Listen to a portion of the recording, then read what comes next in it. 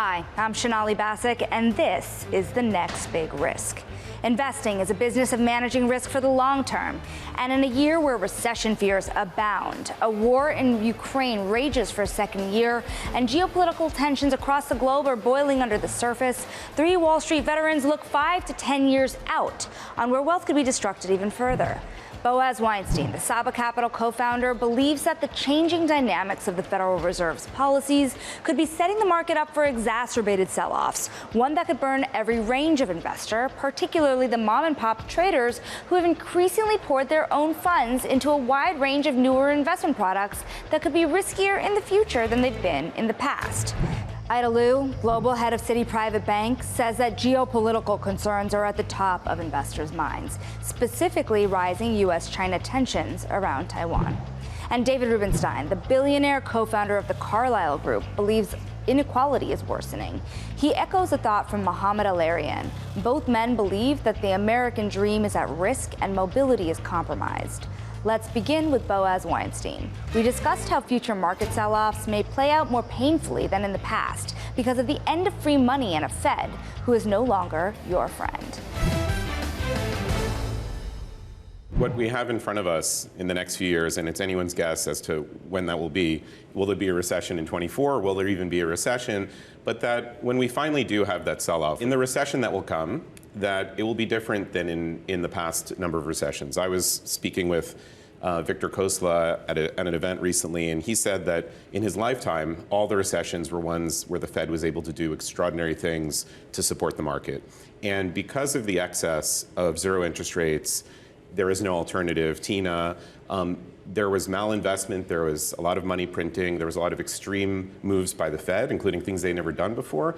And those things in excess is how we got here, with protracted inflation and other challenges. The national debt, not just in the US, in Japan, it's soaring. And the next time there's a serious sell-off, which is not just a 3-week affair, there are a number of aspects from the behavioral to also that the Fed is not your friend and in fact will not be able to come to the rescue of the market in the same way because of what's going on now. So what's the immediate market impact of this? There's always been that old adage, as you've been saying, don't fight the Fed. Can that now change the psychology of markets, and will many people get burned in the process? Well, so it's the kind of thing that probably the lessons, those strong lessons people learned since 2008 of how strong the Fed is going to be, how strong Mario Draghi was to support markets. He said, "I'll do whatever it takes." And so there is this reflexive move when there's a sell-off to buy, and for sure that's not only not gone, it's super present. And so I think the question is, at what point does that buy the next dip turn, and then the psychology can change. And so I think it is built up and fairly hard to bet against given the last 15 years. But I think those lessons are not going to work so well in the QT world, because QT is not just not QE, it's kind of the opposite of QE. It's like anti-gravity. And so I think that what we saw in March 2020, where retail investors were selling out of ETFs and mutual funds and basically created an avalanche in the bond market, the Fed was there to do amazing things it had never done before: buy junk bond ETFs, invest not just in the lending to companies, but actually in the financial markets in risky things. That was shocking, and I don't think they're going to do it again nearly as easily. And so I'm concerned that a sell-off for fundamental reasons may actually become exacerbated for technical reasons. Markets will fall further than they ought to because there's so much, I'd say, contentment with how things have gone the last 15 years. You had a Fed put, you had extraordinary measures that with zero interest rates that created an environment that was self-reinforcing, that if we go the other direction and it's something that we're not going to be able to get out of in a quarter, that it's going to affect institutional and retail alike. Is this mostly a critique on how the Fed has operated? So I don't blame Chair Powell for his crystal ball not working very well on what transitory meant for inflation, but it wouldn't in any case just be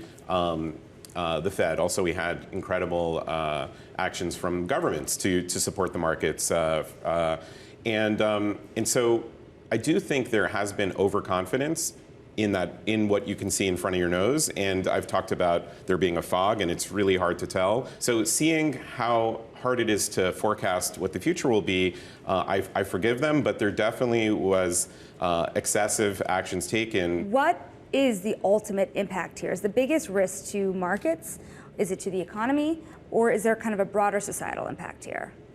Well, there are risks for sure to the markets and to the economy, because this is not just derivative traders playing games. This is private credit loans that were made to companies that would have not been able to get them were it not for zero rates, or they wouldn't have been able to support them. So a lot of the private credit market, where people are very excited now about the opportunity to make loans at 13% interest, part of that 13, a big chunk, is because of T-bills having gone from 0 to now, pushing 5.5%. And growing higher. And so that 13 may sound nice if you're the investor. How does it sound if you're the company and you started at 7, but now you're at 13, and the economy might be slowing down while that's happening? So there are going to be a big pickup in defaults. I don't need a crystal ball for that. It's happening, and it's happening even absent a recession, and it will grow. And S&P has the default rate doubling into next year off of a pretty modest base. So it's not just, it is the real economy. For sure, what happened with Silicon Valley Bank and the other regional banks is going to constrain banks' willingness to make loans, and a feeling of needing more capital, which will also create that pullback, more hedging, and those things are not very good for markets. But if you think about kind of the risks that are compounding under this big macro issue that you've really drawn out, how does that keep showing up in markets over the next 5 to 10 years? There is this end point where we'll see, was the bond market right, that the Fed actually is going to beat inflation and rates are going to come down starting in the middle of next year? Or will the Fed be right, looking at the dots, how it's actually, we're not done yet, and look at what Bank of England did? There is a day of reckoning where the cards are going to be turned over, and we're going to see. We're going to know, is it happening, is it not? And it, of course, can change. I haven't even mentioned China, so and the economic challenges they have at the moment. So when that happens, I foresee a much more difficult time, because whatever is justified based on the actual news, we've had this salve, this Fed and government stepping in to eradicate a big sell-off within weeks. And I think we're due for something where investors are not ready, because you'd need more than 15 or 20 or 30 years experience to really have seen what it's like to go through a one-year period where the markets are not your friend. Think about Japan and what it did to the psychology of the Japanese investor to have stocks not go up for decades. Now, I'm not, to be clear, saying anything like that is going to happen in the US, but if you have a protracted period, investors can shy away from, you hit them enough times, they're going to shy away from coming back for more, and I just think it's been too easy. It kind of sounds like either way, you expect things to be worse tomorrow than they were yesterday. What does that look like? I think that there's a behavioral aspect to markets. There's a psychology, there's an emotion. Look at the meme stock craze, and the psychology has been too easy. We've learned lessons that, don't worry, this sell-off is a buying opportunity, and I fear that the behavioral aspects could flip and exacerbate the sell-off, and that's the part that I think is an additional negative that zero interest rates and QE forever created, which is a lack of mental toughness on how to deal with sell-offs. There seem to be a lot of reasons that the sell-off would exacerbate.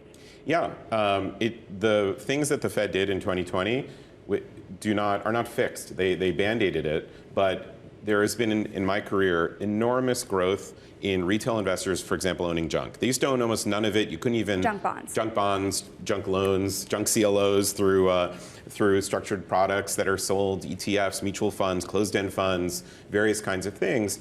And so private credit funds. And so that world, it was almost considered, let's say, 20 years ago, unsuitable for the investor.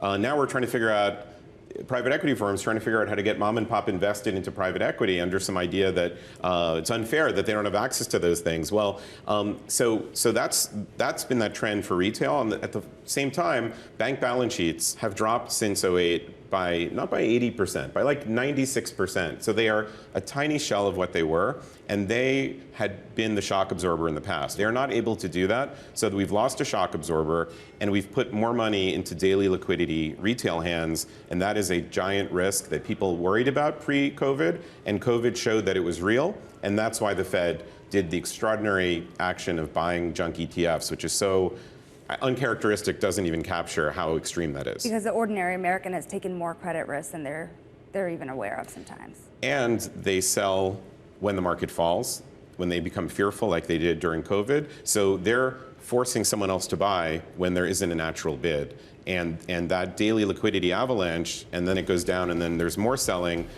is what I'm worried about.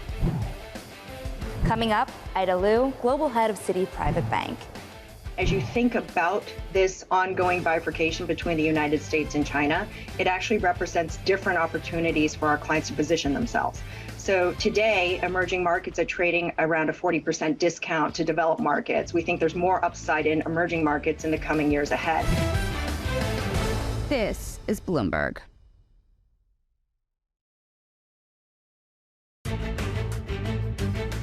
Welcome back to The Next Big Risk.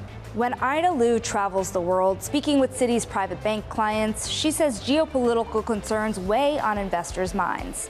She's concerned that continued U.S.-China tensions will further impact supply chains and the new AI economy.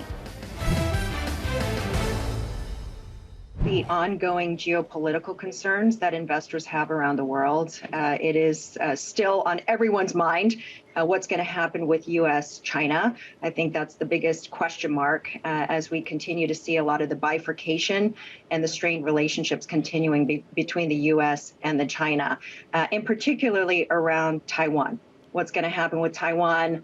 Is there going to be a potential war between China and the U.S. with regards to Taiwan? I think that's a very complex and complicated question that's on people's minds and could be a black swan event in the future, particularly around the fact that Taiwan is dominating in all of the semiconductors. And when we think about what's happening, and one of the biggest trends that we're seeing out there with AI, it is all driven by the semiconductor industry. And when you think about the fact that Taiwan clearly dominates today in the semiconductor industry, particularly around the most sophisticated chips, 90% of the world's supply is from Taiwan. So that is not to be underestimated. It's a very complicated geopolitical tension and concern that we're still monitoring, and it's something that we have to keep top of mind over the next several years ahead. How do you think through the worst case scenarios here and how to speak to your clients, to investors around what could go wrong? As you think about this ongoing bifurcation between the United States and China, it actually represents different opportunities for our clients to position themselves. So today, emerging markets are trading around a 40% discount to developed markets. We think there's more upside in emerging markets in the coming years ahead, particularly given that we think U.S. dollar strength has peaked. There could be some very interesting opportunities in emerging markets. And because of this bifurcation, you're seeing a new sort of pattern that's happening in global trade. So what does that mean? That means, for example, Mexico is going to continue to benefit from nearshoring with the United States. You know, you look at Brazil. China is Brazil's #1 trading partner today. You look at some of the Southeast Asian countries, which are benefiting from some of the movement that you're seeing in the diversification from companies that are based in China today, establishing more of a footprint in Southeast Asia for diversification. Think Thailand, think Vietnam, think Malaysia. So some opportunities there as well, not to mention India. So lots of different countries that we think will be beneficiaries in the next several years and continue to be beneficiaries from the change and the patterns that we're seeing in global trade. When you think about the societal, economic, market impacts, which kind of aspect concerns you the most? I think the aspect that concerns me the most is really if there is a pending war, because then we could be talking about a truly devastating global consequence.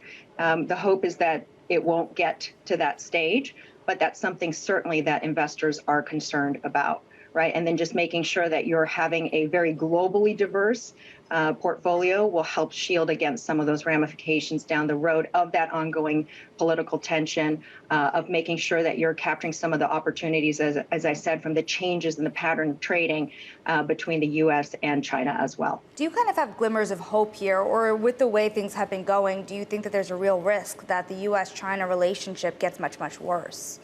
I would just say that it is a big question mark. It is a big, black swan event. People have to be very, very much prepared. Investors have to be prepared. They have to think about global diversification, and that, we have to monitor it very closely over the next couple of years.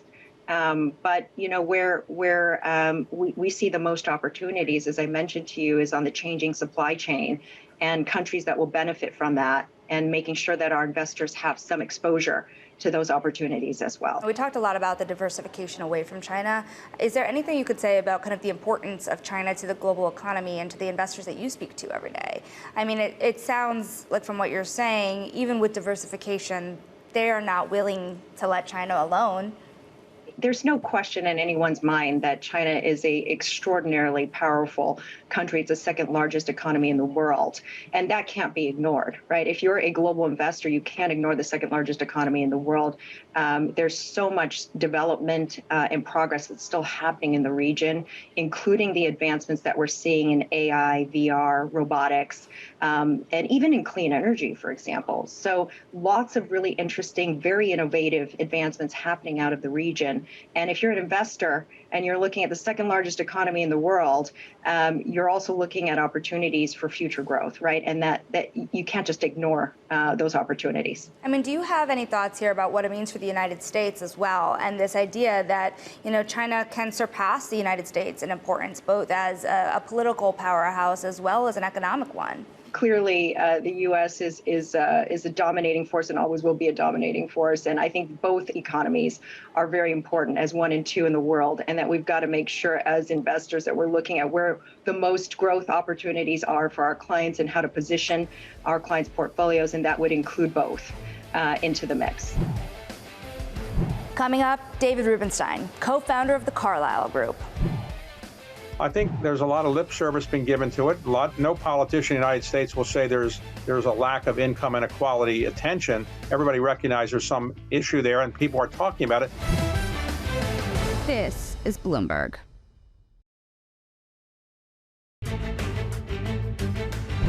Welcome back to The Next Big Risk. I'm Shonali Bassick. Billionaire David Rubenstein co-founded the Carlyle Group and is no stranger to managing financial risks. We spoke about rising income inequality and how it sets us on a path towards societal conflict. The biggest concern overall is a clash between the haves and the have-nots. In the Western world, the clash is going to be between the older people and the younger people. The older people are living longer and longer, but the retirement benefits are not really going to keep up with what they expect or what they need. And the younger people are going to have to say, we don't want to work that much harder just so you have a better retirement. So you're going to have Social Security in the United States, for example, not being adequately funded. You're going to have other endowment programs that are not adequately funded. And the result is going to be more and more people are going to be fighting between a clash of age groups, you could say, the haves who are working hard and want to make more money for themselves, and the have-nots who want more money to be given to them for the retirement purposes that they need. In the emerging markets, it's going to be between the haves and the have-nots, in the sense that the haves who've run the world for the last 50 to 75 years, the Western world, Western Europe, United States, and so forth, they have the wealth and they have the means to really live lives the way they largely want. The have-not nations, the emerging markets, are going to basically say, well, we want some of the wealth of the world. We want more influence in the world. We want to control some of the bodies like the UN and the bodies like the World Bank, and we haven't had that kind of influence before. So increasingly, you're going to see in the Western world, the retirees clashing with the younger people, and in the old world as a whole, you're going to see the people that have had the power for the last 50 to 70 years fighting with the people who haven't had the power, who now want it. And that's how I think the biggest fights you're going to see. It sounds like a lot of your concerns come down to the distribution of wealth. Where do those concerns look the most stark in the world or among populations? Yes, you're right. The people that don't have the wealth increasingly want more wealth. They are exposed to through social media and other things how other people are living. They now see what is possible. In the United States, we've seen income inequality increasing over the last 10, 20, and 30 years. And that's the opposite of what we really should have as a society. In the United States, many people don't any longer believe in the American dream, whereas people come to our country, they often believe in the American dream. But people born in our country don't think any longer they can rise up because they have so many social factors against them. That's going to produce an increasing income inequality. How much worse do you think that this problem gets over time? When I left the White House under President Carter, the total indebtedness of the United States was under $1 trillion. It was roughly $800 billion.